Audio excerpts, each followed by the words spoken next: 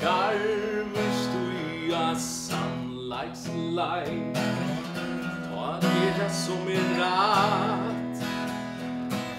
Fram av bøyg og strøyn og nei, men pass som Daniel stad. Tårer du som Daniel, eina standa her. Tårer sannleika, du fylja hverja leita ber. Mengur sterkur mævur svei, hva vi mest galt hva han sa i herra lei, hva veion fugindon. Tårer du som Daniel, eina standa her. Tårer sannleika, du fylja hverja leita ber. Goliat en falla ma, fire tui som kan. Eina her vi gode sta, og lyda bästa han. Halt tui sannleiksmerker hatt, hva struje brann. Stennor stad, gammersker natt, og vind som Daniel vann. Tårer du som Daniel, eina standa her. Tårer sannleika, du fylja hverja leita ber. Takk for det.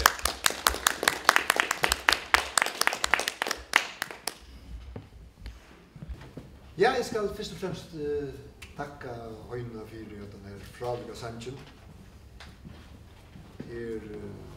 Oførst at vi har folk som han i forrige, det må jeg si. Og vegna boka forleie væran og vinafeleie for Israel skal jeg bjøa til nødlån velkommen til framløy av førske tøyingene av bogen i Exodus. Særlig skal takka Svenniga Lofte for at han vil si det år, for som at hele henne Lutzen, for at han vil stuttar frost vil sinja daga fyrir okkur. Lengre veveren være fram til hendande, men nu mål i rotskjer et forsøk til å fagnast at vi nu er kommet mål, og skal takka tøymon som er vi i hesson likla versk. Først og fremst skal høvundren Leon Orus få takk fyrir at det var skrivet seg bok. Her han, altså hodtagande hot, megnar a grøya fra til stor i hending, at han får fjona i jødakjøen, megnar a få hans bekna rujt. Sjåler har vi med i Auschwitz, som Trujus, og sagt at han fram her 445. Og ta vi bedre til å skilja hos størst undervær som hendte i 1948, da jødastateren gjør i Sverigøy. Hernast skal jeg takka havnakon Bergtaur Justinsen, som for morgen halvar i øl så gjerne forundra tøye seg bøk til okkara fagra mål. Hette var et utroligt avrik, og hei hon ikke gjørst det, hei onkin annar og ikke ser gjørst dette miglaversk. Hernast skal jeg takka Svoini Uysheim Thomasine fyrir at han ville taka seg fyrir affæra at romater alla tøyingsna. Svoiner er miklan forløg mongon målen, og han kunde tog samanbæra opprunna teksten vid de danske tøyingsna, og kunde ratta til mistøk som danske tøyarne er gjørst. Nu etter at internettet kom, berøysene til å tjekka mong nøvn og anna, så at de kunne gjøres rødt. Det blir tøy til å sige at Svoine fyrir takka er hentan utgavan og en av de aller beste tøyingene som er kommet ut nekrasten i verden av disse bøk. Verskansare var til å darve av at han hei og en missetne egna skolvidger, og langt tøyarskøy ikke så noe vel å lese rattlester. men ta javna seg til bedre. Herna skal jeg takka Martin Johansen fyrir at han hefur røyntekna öll kortene i bøkene og sett nøvn á han, som er sambart við føreska atlasen. Hetta vekser monandi viri av bøkene. Listamæveren Edvard Fuglu hefur tekna eina bæreliga kapemynd som han hefur lagt nekva omhugsan ui. Til takka við honum størliga fyrir. At enda skal takka virkjunum Gramar fyrir at hei hava haft tål vi okkur i så mange år og har gjort så godt arbeid.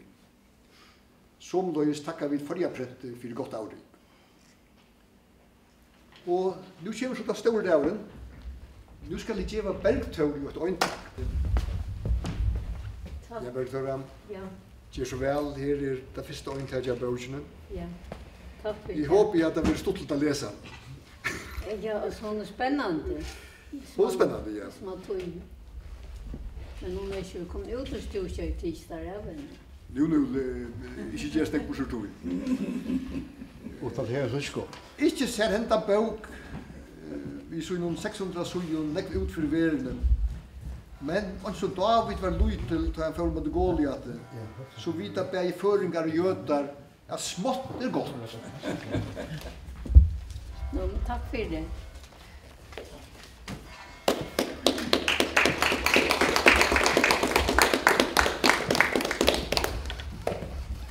Jeg tror ikke hebraisk, men jeg tror noen setninger. Baruch Hashem Adonai. Det merker signa ved navn Herrens. Sangen er enskånd, men nile er da. En part av nilen er da, og hebraisk. Det er en sanger som snur seg om at vi som Bibelen vil kalla for vi som høpningar. Vi stekker det så tungt, men vi vet ikke. Det merker bare at vi ikke gjør det. At vi kunne bli en parster av hvis jeg her Israels show, så som det stender i Rombraun, som vi leser om i Rombraun, at greinen som ble brottene av, for vi kunne bli gråsett. Så lust det her.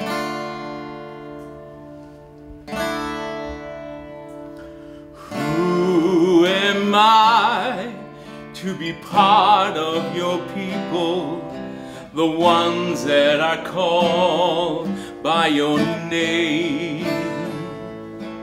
Could I be chosen as one of your own? Could it be that our blood is the same? How can a stranger, a remnant of nations, belong to this royal line? You showed your grace when the branches were broken and I grafted in to the vine. Baruch Hashem Adonai. Baruch Hashem Adonai. Blessed be the name of the Lord. Baruch Hashem Adonai.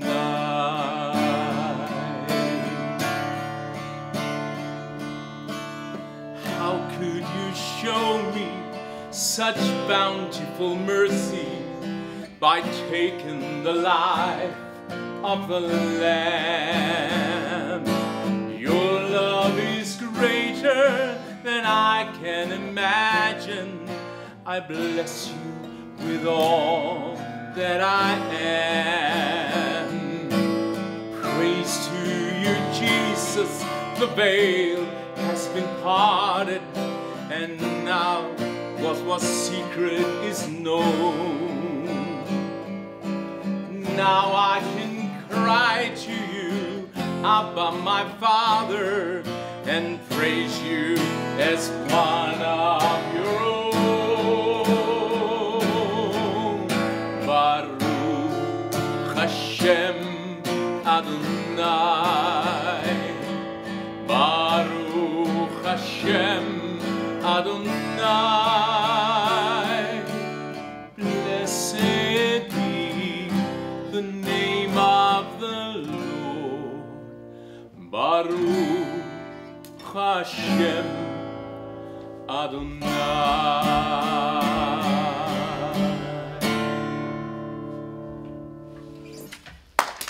Tusen takk for.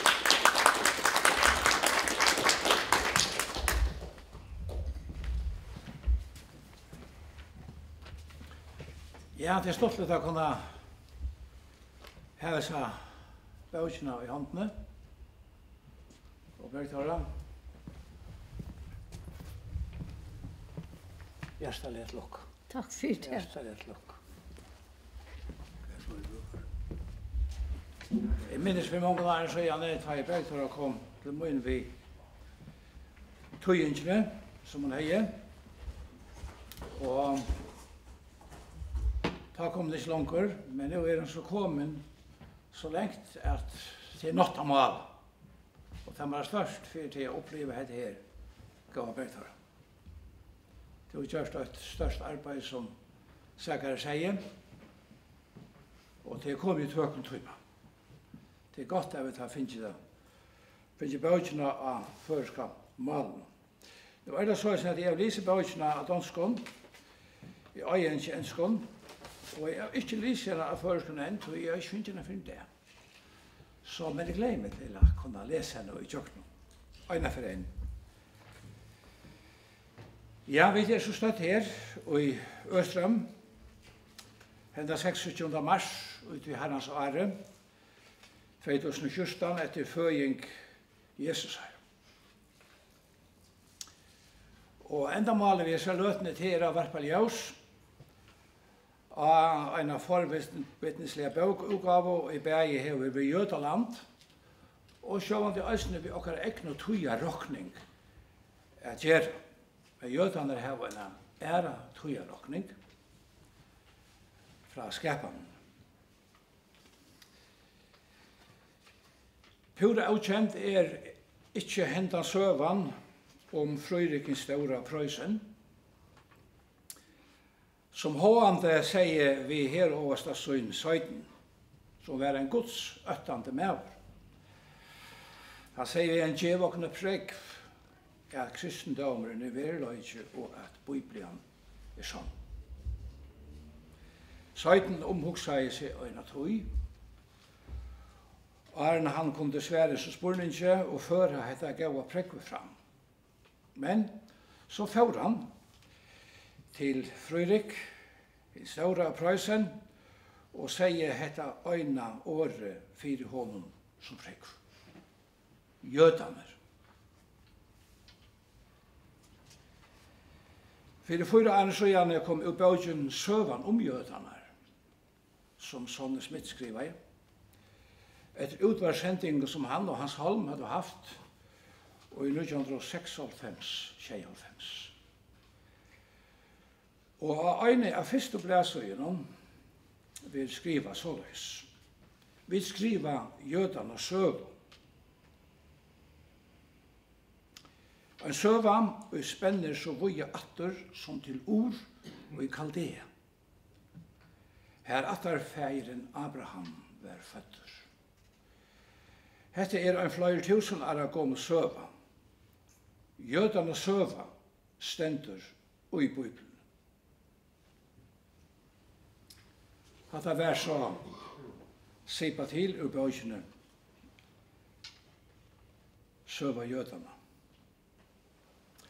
Hendan hemskjenta bøkjen Exodus, som nu kommet ut i føreskar tøying, ikke så nekv en foten tøyar søva,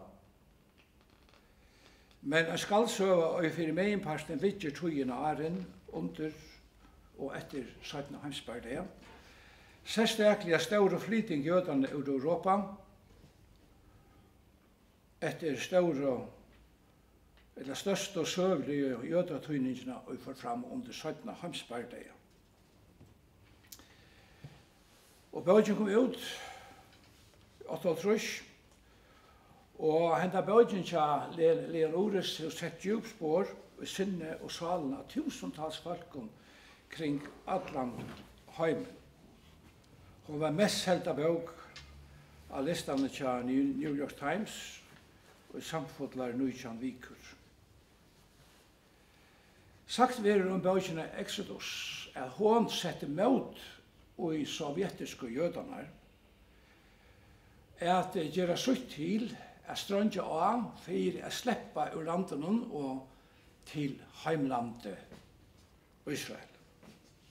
Og til endan så gav så kommunistiska styre etter for i hesson trøste så er jøder i stauren tale flott opp til Israel.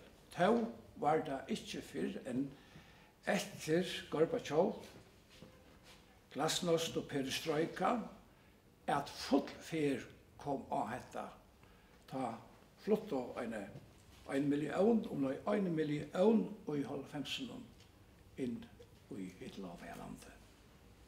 Og det som størst brakt, og som har kommet mer inn av søvende, det at i Israel det unga flyttelever.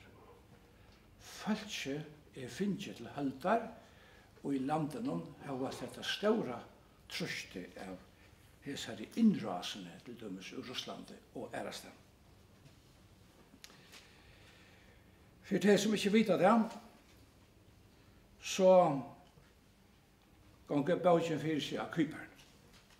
Her bretter råd for borgen ta, og løyen til jøten at komme til heimlandet var ikke løtt under tog bretska ivreien.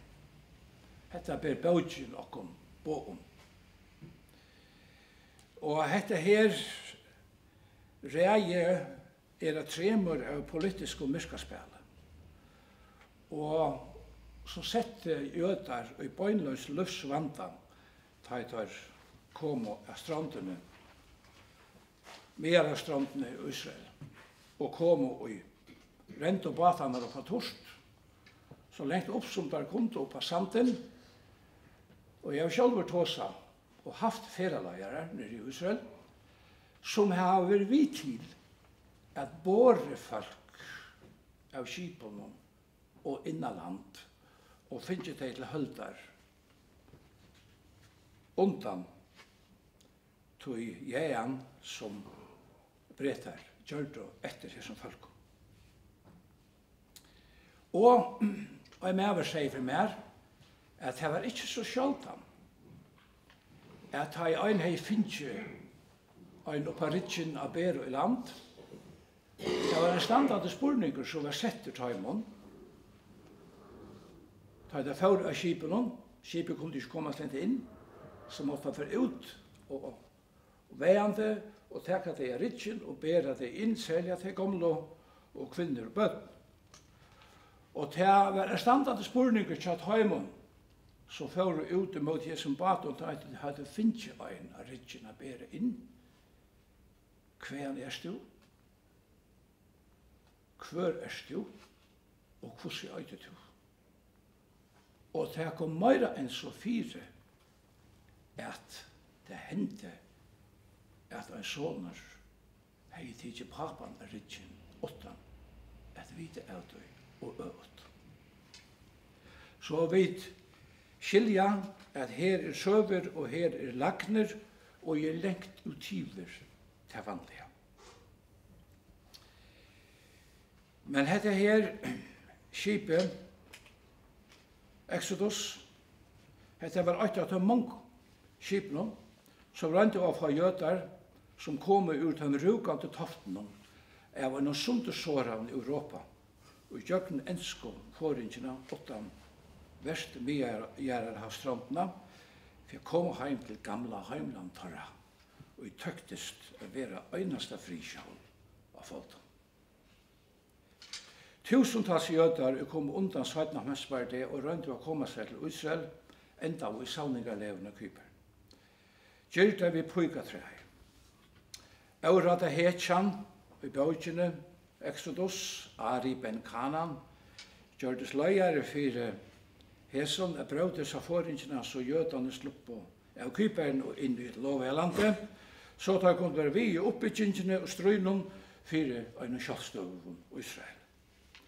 Etter mye strøy, tar og knoss, fikk skipet Exodus et enda løyve å sigla inn mot strand og Israels til Haifa ved ødlån jødiske innflytaren ombord, middel annet til større truste fra omheimen. Og her som sambandet skal pøyka av det som Christian Osvald Vitere skriver i bøkene Fermund til Jorsala. Her skriver han at han har kommet inn ved skipet inn mot Haifa, og da Karmels tinter kom undan, med fjalla røyen som underverleggen det er ikke en tinter, men en fjalla røy. Da hun deg i undan, ta hordest malagaipan ombord av skipen av hebraiskon, sjalvande, og det som tar søtt og var ikke det som vi føringer sier, ta i vidt suttja land det her i fyrjun. Vi sier vidt suttja land, men herren vår var sagt vidt suttja landet. Hitt lova ja, land. Høvundalian Ores leter lesarar søgnar få innlid i bråtparstar av sionistiske søvne. Ikke minst strøy nye setter falsens i heilige landen. Stavnanina av det løgnelige og våpna og herlige og Palmak, Hagana og Irgun. Såleis det bøkene bråtparstar av holocaust søv og jødana, opprøsteren i Warszawa-gettoen i Polandet, og fra tøyningar leve nazisterne imsasten i Europa. Og i samband med dette skal jeg nevne at jeg har jaunan vitja en mann her nere i Jerusalem som var en pastor av Warszawa-gettoen og slapp livande her.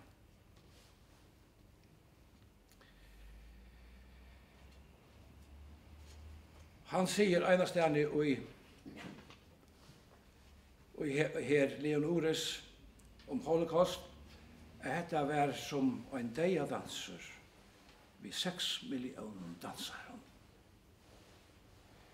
Leonores nevner i bøkene Danmark. Vi vet at flest av danske jødene var bjergeier i Sverige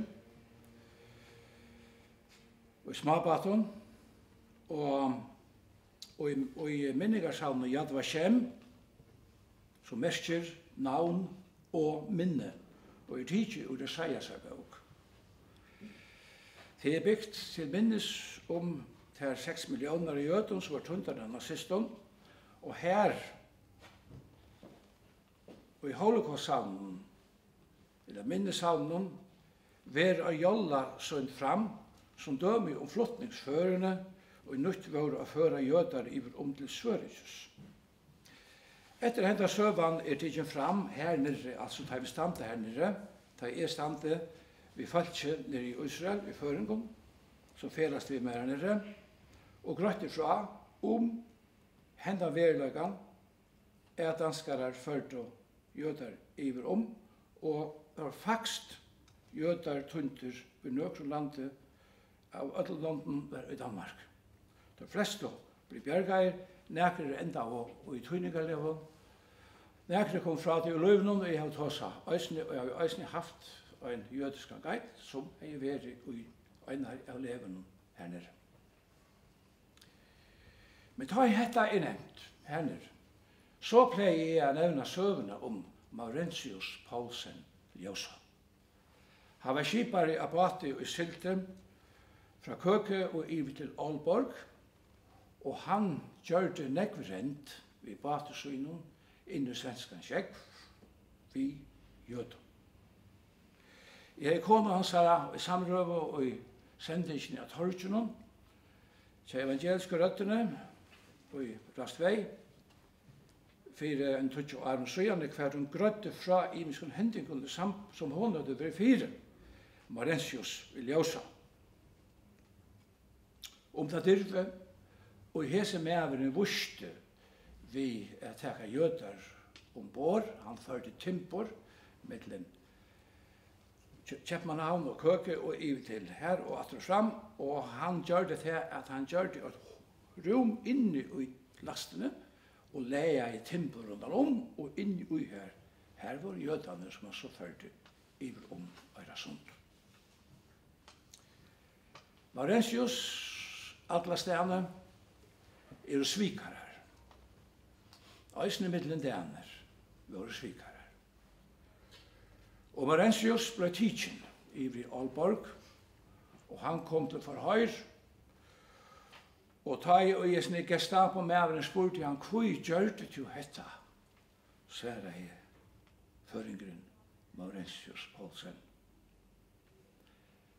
Vi at djeva, vi kommer til en motspurning. Hva hei du gjørst om du såst folk og nei? Maurentius enda inn i Frøslev leven i Sol-Jutlandet, men krutje var ta vi enda, så han kom omgang til Sorum og kom livande fra det, og kunne sige fra Hesum. Og i seneste parten av bøyden i Exodus tydelig grøtt fra Migedenen den 29. august og i 1924. Hetta var dævren ta i søvelige avpågrøsland og i fela sammen til tjauva for fram bøyta breska mandatet og Jødalandet mittlen arabar og jødar. Leon Ores lyser avpågrøslandene så spennande som bare han kan gjøre det. Det var samtidigt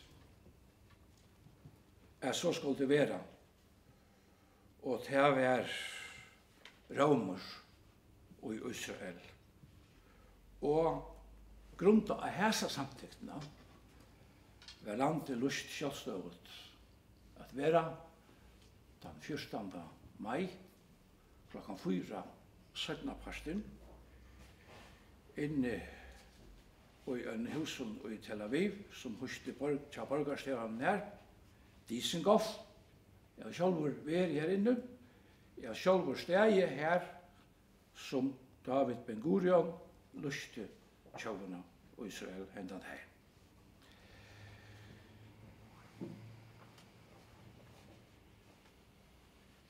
Det var lyst til å bøkene om hettar gosse og jødar, eller anglendigar, tog jo Israel fra Turskum i 1918 og hadde det så til henda dagen i 1948. Og da man husker om dette at da Israel ble lyst kjølstøv og tjau, så var det første fer av alvara. Første fer etter at sørste skansen sår i Gussier, Masada, tidsen og fattelig hender rømverja i år 73 etter Kristus. Angel Ive kan være med Leon Ores i Bausøyen Exodus, hever lyst søv og jødene, og i førte fram til endurståndene av jødiska staten så vel, som neiva neka kan gjøre til etter ham. Profeta år Esaias hova så ser det vel her. Aren hon fikk ilt, altså Jerusalem, 80 hon. Aren verskjenar kom av henne, hever hon 8 hong.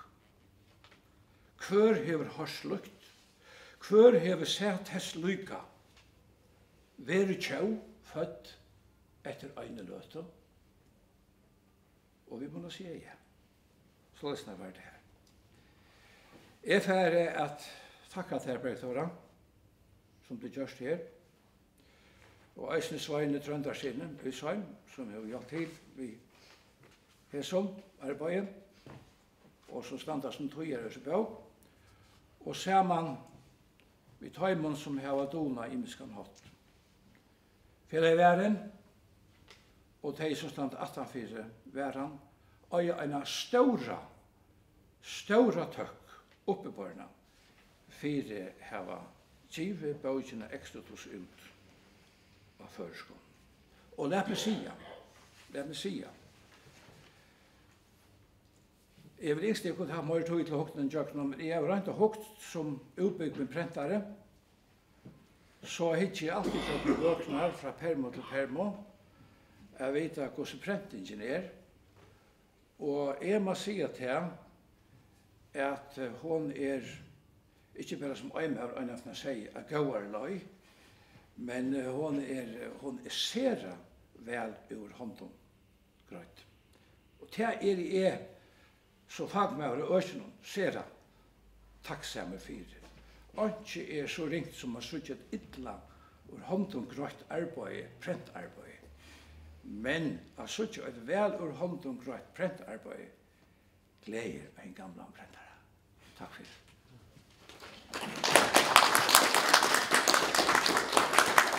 Det er så vel fyrir at jeg kan bare holdt sammen fra øynene Exodus lottakere.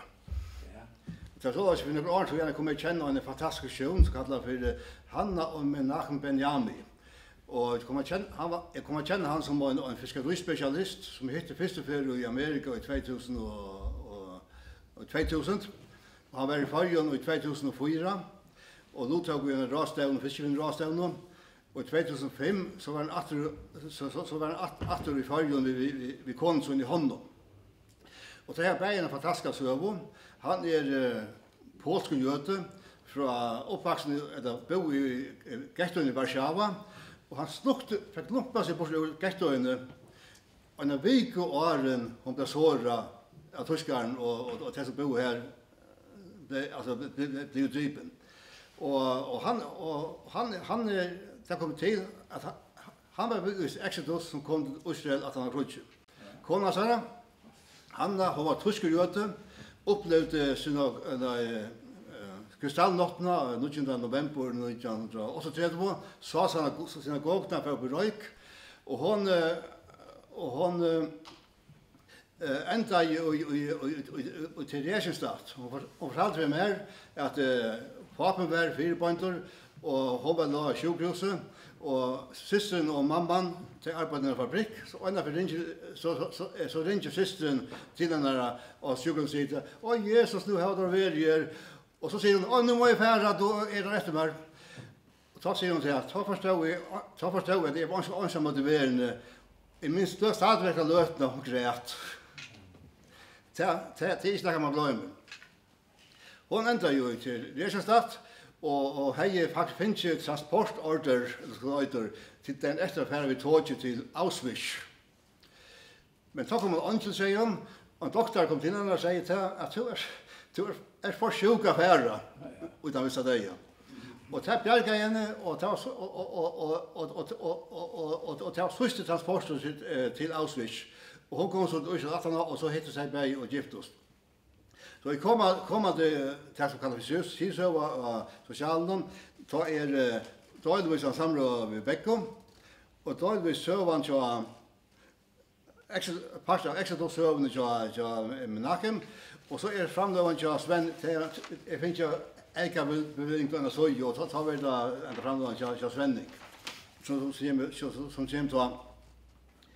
Og jeg har fortalt Menachem, om disse framløvene og søvlige hendelser ved bøkene. Og han sendte meg en halvsand i Gjørskvalde, som omsett engst, nok så grønnet. Jeg var en unge maver, at han har satt en hanspartiet, tog det jødiske Exodus ur Europa virkelige. I vedlagen var jeg en av tøymon som høtte en leiklyd, og det er verden i søvnene. Jeg var en taler som hjalp til jødene, som var sloppner under holocaust, affæra urtøymon, brekst hersette økene i Tyskland, til den meira vinnerlige og amerikanske hersette økene, og bare velveldig større til amerikanerne. Jeg får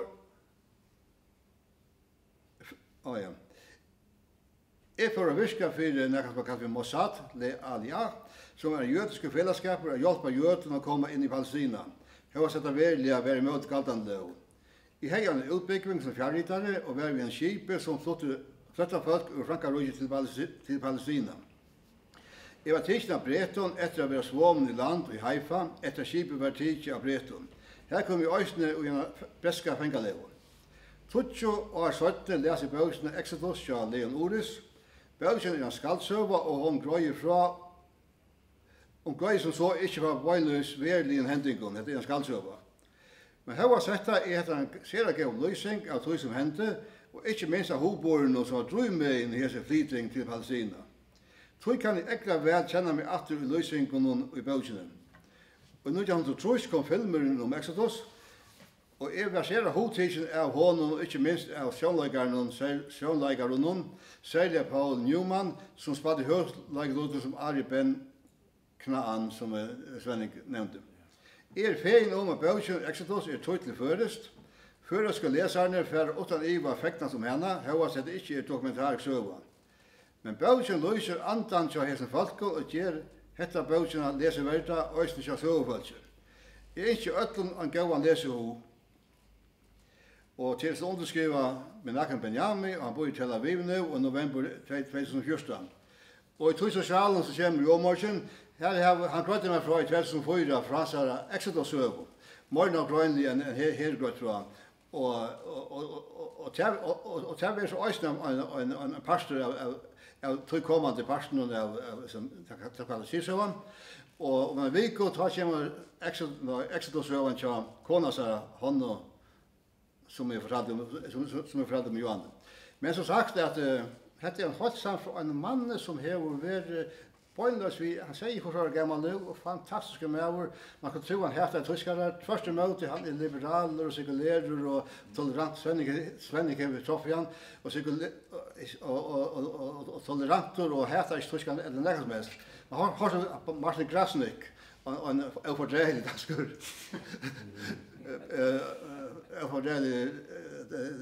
Danske blæmaver som han fortalte han jeg var ikke for foreldrene ja hvordan best det han stod til drømme med en sjån til lagt han seg familien men naken visste sina familie og kona som visste sina familie og ikke haft det noe som helst til først som vi kunne lære av men som sagt dette var bare høyst direkte fra en Exodus-luttakere. And a stranger, a remnant of nations, belong to this royal line. You showed your grace when the branches were broken.